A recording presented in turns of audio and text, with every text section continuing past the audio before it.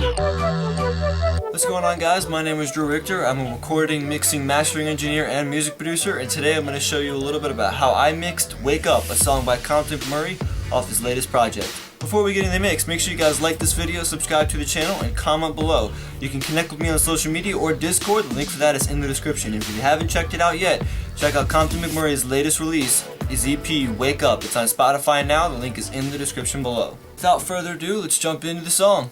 So the reason that I wanted to show you guys Wake Up is because this song was a beast to mix. It was absolutely the most challenging song out of all three of them on the EP. And the reason just because of the sheer volume of it. All three songs are based around the acoustic guitar, and that was my foundation when it came to recording. And that's a little unusual because traditionally you base it around drums. Well, we didn't have any drums in any of the songs, so the first thing we recorded was our acoustic guitar, and you can see those channels here in red. I'll play just those for you guys real quick.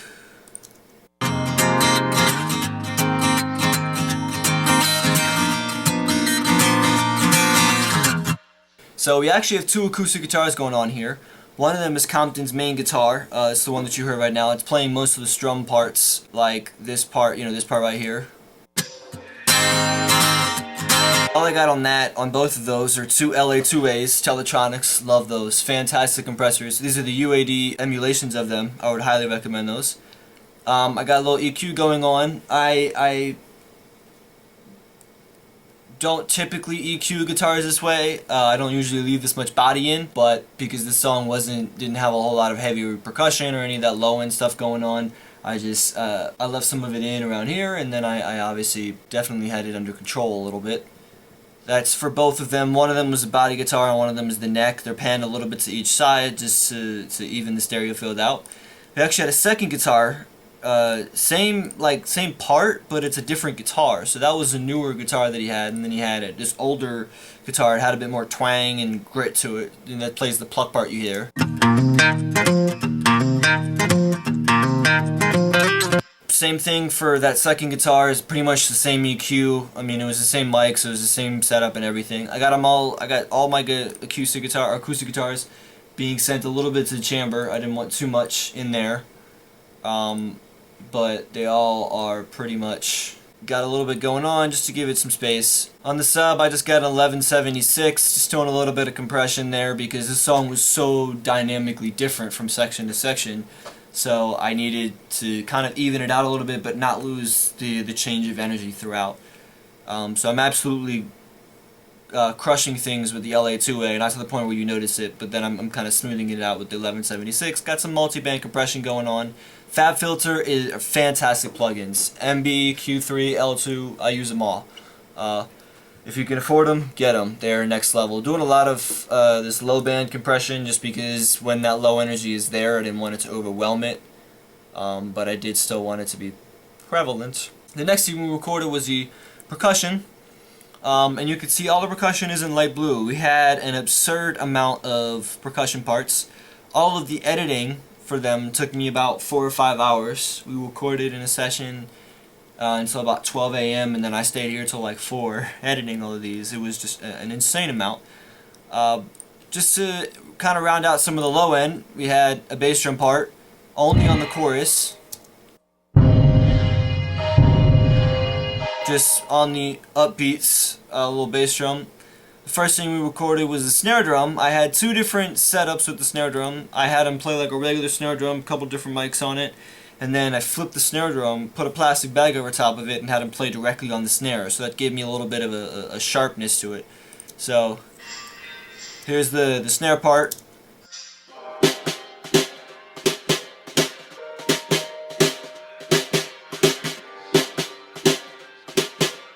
So like the really sharp piece, like the sharper tone, I guess you could call it, that was kind of my bright high end. It's just very little in there, because if you layer that on top of this drum, it gives it a nice crackle. And then I had him actually play before we wrapped up, some stuff on the rims. Just had him play some random stuff, and then I cut the best 4-bar performance, and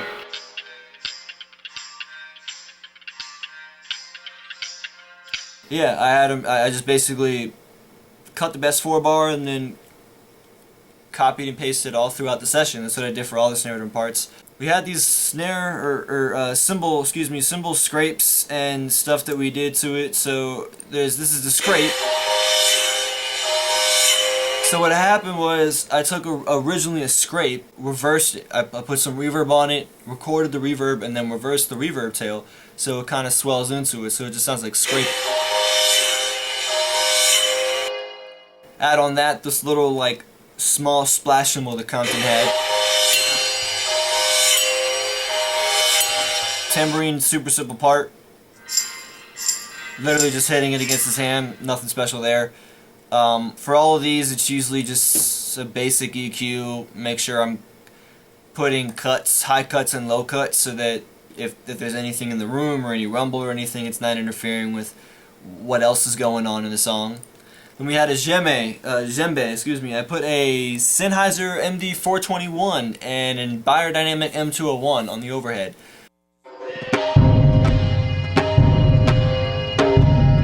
That was what he was doing for the choruses, and then he actually varied it up for the verse.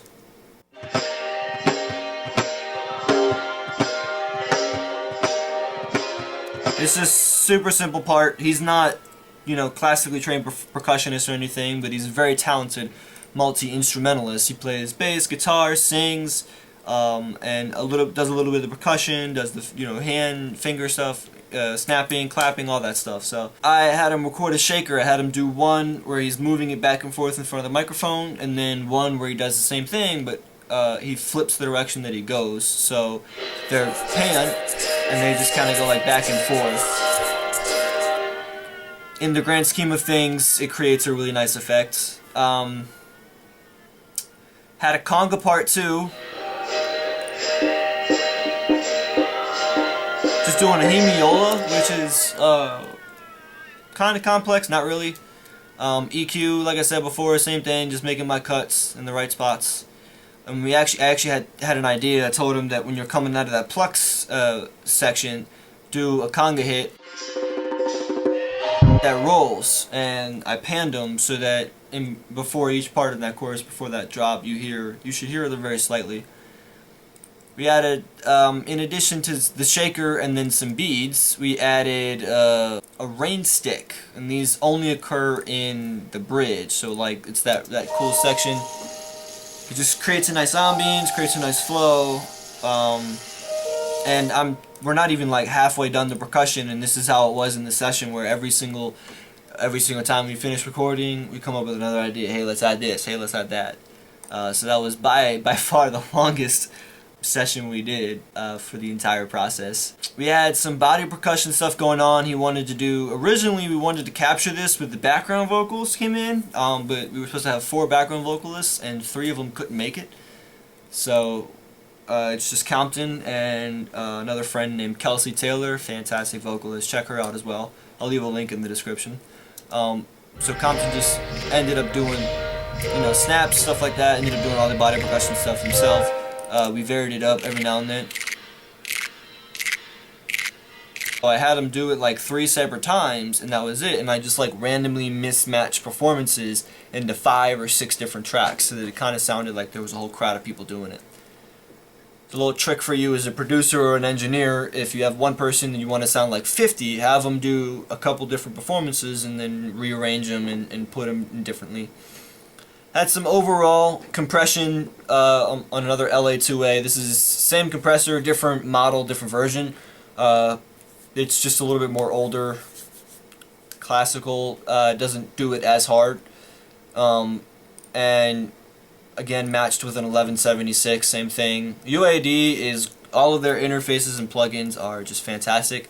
If you're going to get the Avid gear, go for it. But if you want to get something that's not Avid, UAD is my recommendation. All of these are obviously panned in the stereo field differently. The snare drum is 50 in the left and right.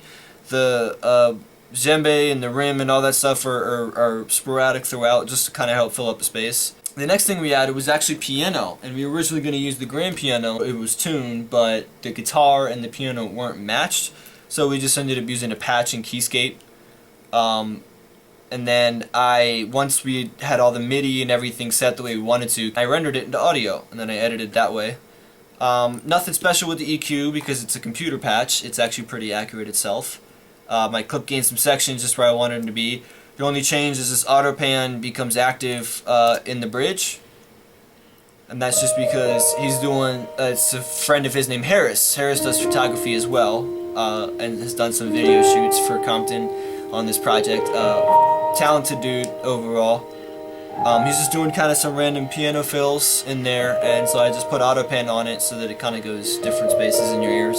It's not all just one, especially considering there is this long interlude before the bridge comes in. After that, we recorded the bass. It was really funny because we were recording, and then we were about to kind of finish up overdubs and then move on to mixing. And I'm mixing and editing as we go throughout the process. But Compton just comes in and was like, "I'm missing the low end, so I want to add I wrote a bass part." So we recorded bass in a couple different sections. Nothing special there, just some LA2A compression and EQ. It was really strong in the low end, so I just had to go clip gain stuff down. The most notable, I think, that everybody noticed is that this little spot here where it comes in. The last thing we recorded was our vocals, and this is an absolutely extreme way to do this. Every section and every harmony has its own track, and that was because I wanted to EQ them differently. Since there were so many different parts, I wanted to EQ them and compress them a little bit differently so that they could fit in the field a little in different spots. Normally, what you would do, and I would recommend this otherwise, is consolidating them. So in other words, my lead vocal verse part, my lead vocal second verse, the bridge part would all be in one, and then the chorus part might be in another. But you can certainly do it this way. As you can see, there's a lot of tracks. This song has 103 tracks to mix, which is a lot. Some of these were done in one take with no problem. This very beginning part was done, no problem. We're actually using a Flea 47 on Compton, which is an emulation of a Neumann 47. Fantastic microphone, $15,000 if you can afford it, but it's definitely worth it. It's up there with the Sony 800. Every day. On this project, Compton said he didn't want any auto-tune. The whole point of this whole process was to kind of have a raw, imperfect performance. So there were some things that I edited and put on the grid, and there were some things I just let go, with the understanding that it would kind of make it sound more raw and more imperfect, and that was the goal because it's more of an intimate kind of thing. I didn't auto-tune anything. I just kind of let the performance be as is. And fun fact about Compton, he is a chamber singer, so he does a lot of over-pronunciating certain syllables, C's, K's, G's, D's, things like that, so that it can be heard when you're on stage.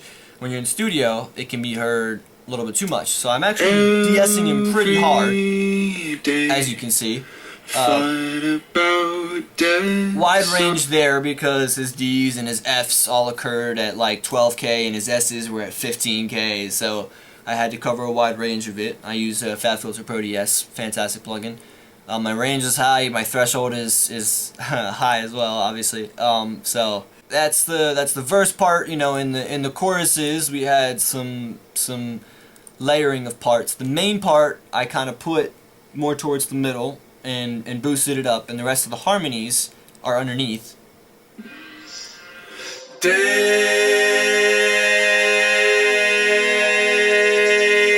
comes. Nothing too special going on with EQ. Just taking out some of the really unwanted frequencies. A lot of the body was in there. I didn't need necessarily the tubbiness. Some 1K, some 2.5, 3K, and then some 5K, 6K was all in there. I put that as a shelf, and then I made it dynamic so that some of the air was still there, but when it became too much, the plugin takes it out. It's just how you kind of keep a performance more natural so that it's not dark and muddy, but it's not also not just super sharp and piercing in your ear. Same thing on all the choruses and the bridge parts. Had to do some automation and some panning just because of the way some of the harmonies were stacked. Nothing special there, really. One thing that we did with their voices on the outro, which you may or may not hear it, at least in the very last part of it, and this was an idea I had in the session because it's just, you know, the outro is just the guitar and it's the same line you've been hearing. So let's do something to make it a little bit more interesting and just whisper "wake up" at like random points. Just whisper it. And so he whispered it at random points, and then I had him double it, and then I automated the volume so it all kind of comes in at the last second, as you can hear. It's very quiet, but you can definitely hear it in there, at least in the main master as well. And then I just had Kelsey do the same thing. I recorded her on a Sanken CU41, fantastic microphone. I recommend that one for typically female R&B vocals. It tends to be a little bit brighter and crispier. So it works perfectly for that. She knew the parts coming in, she knew all the harmonies, and she nailed them. For most of my vocals, I only had chamber reverb and room reverb, or like a delay, like on the main parts. None of the harmonies had them. That would have just been too much. And I only put any of the reverb on the sub, on the background sub for Kelsey. So none of these have specific parts to them. On the sub for Compton's vocals, same thing. Just kind of finding. I just kind of do a trick, and I'll show you in a second, where I just kind of find these really specific harsh frequencies that's happening overall and bring them down. Vocal compression, this is called the LA pop method.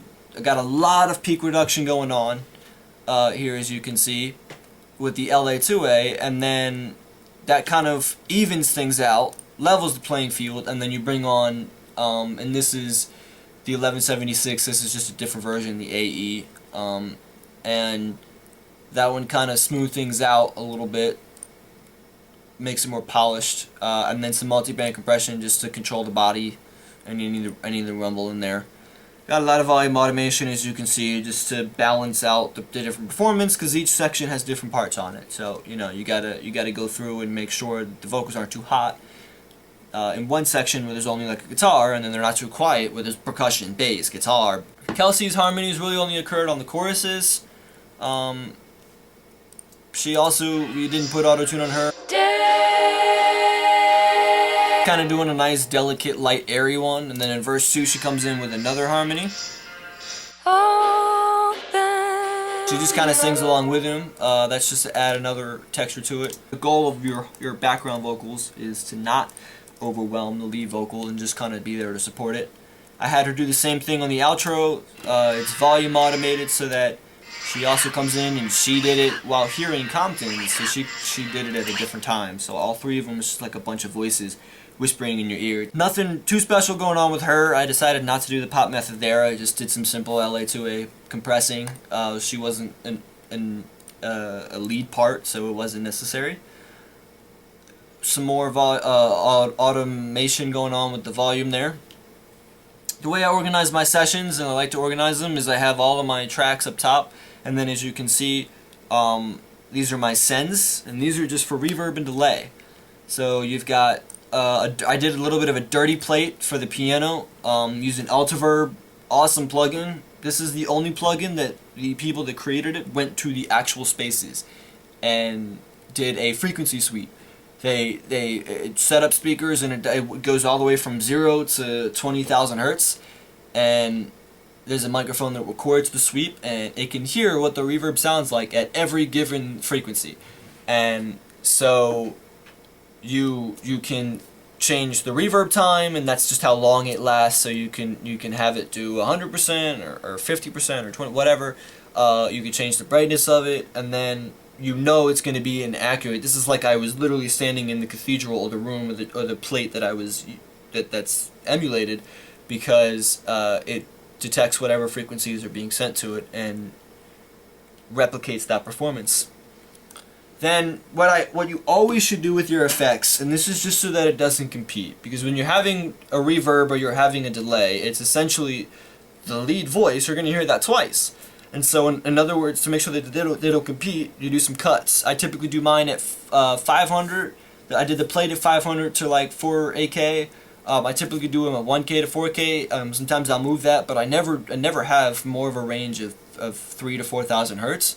And I might just adjust where it is, just based on where it sounds. Maybe I want the more megaphone EQ. Maybe I want it to be more muffled and dark, or maybe I just want it to be super bright and you don't even notice it's there. But that way it doesn't compete with the original frequency. And you always do it on sends. You should never do it on never put reverb on the actual channel.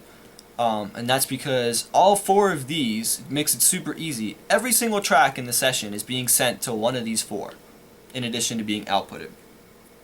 So what ends up happening is, I don't have to change any of the settings, I can just change how much is being sent to it. And that changes my reverb. For my chamber reverb, FabFilter Pro R, another great. I don't like some of the chamber reverbs on Altiverb. They're a little much, a little classical for my taste, so I use FabFilter ER. Almost 2 seconds of decay time, do some filtering, make sure there's nothing too strenuous going on, and then same thing, 1K, 4K, so the reverb is just super high tune and it's just there to fill space. It's not there to be overwhelmed, it's not there to be heard, it's just there to fill space and make it sound like the performance is happening in front of you. Room reverb, did Altiverb. Altiverb's got some great room reverbs as well. This is just kind of a patio out. Delay plugin is Waves H Delay. Same EQ thing going on there, nothing too special. I did have to automate the reverbs to cut off so that last chord you hear is it. It doesn't just ring. And there was one more thing, very last second. While I was mixing this, Compton came up with the idea to start using some background noises. We tried to find some on YouTube, couldn't find any, so he just recorded dinner and recorded prayers and stuff. So here's the first one. It's just super quiet, super simple. There's a prayer one. You should be able to hear them on every single other track because they are on there in the project somewhere. See if you can find them. I put auto pan on one of them, same thing, just so it kind of goes back and forth and doesn't just stick there and be super annoying to hear. One thing I like to do on the stereo sub is once everything has absolutely come together, especially on something like this, is when it's playing, I take this band and you make it super narrow. This is what narrow looks like, by the way. Make it super narrow, so it's got a high cue point, and you just kind of press the headphone button on the FabFilter, and then you're hearing, you're hearing only that frequency. So you just kind of go through and sweep for some of the frequencies that stick out, and if there's anything that's just a little bit sharp, a little bit strong, doesn't need to be there, I cut it out. And that's kind of what happened here at 9K. Something was sticking out that I didn't like. So that is how I mixed the song Wake Up. It is probably my favorite song on the project, and it was the most complex one to mix. So over 103 tracks, plugins on nearly every single one of them, so a lot of processing going on. If you guys have any questions about this video, leave them in the comment section below. If you have any questions at all, hit me up on social media. I'd be happy to answer, and if I don't know it, I'll be happy to point you in the direction of somebody that does. But that is going to do it for this video. See you guys next time.